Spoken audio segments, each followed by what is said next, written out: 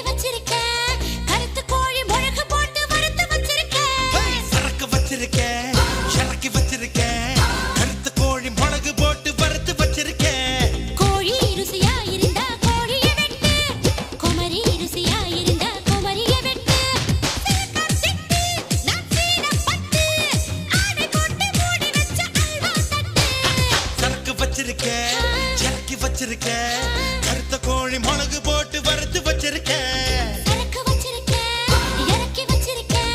கருத்து கோழி முழக்கு போட்டு வறுத்து வச்சிருக்கேன் கோழி ருசியா இருந்தா கோழிய திம்ப குமரி ருசியா இருந்தா குமரிய திம்ப